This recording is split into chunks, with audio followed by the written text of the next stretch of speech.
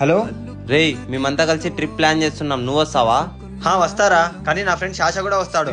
రేయ్ వద్దు రా, వాడిని తీసుకొని రాకు, అంత డబ్బులు ఉండవని నీకు తెలుసు కదా.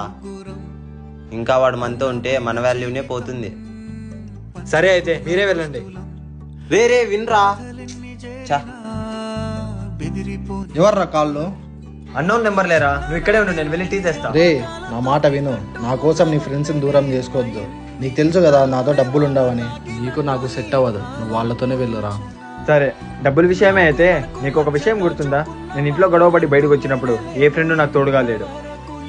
అయినా ఉండడానికి మీ ఇంట్లో చోటునిచ్చావు, తినడానికి అన్నం పెట్టావు. అయినాగా నేను నా కోసం నీ ఫ్రెండ్స్ని దూరం చేసుకోవడం నాకు ఇష్టం లేదురా. రే, నాకెవరి ఫ్రెండ్షిప్ అవసరం లేదురా, నువ్వు ఉన్నావుగా నాతో, నాకు అది చాలురా.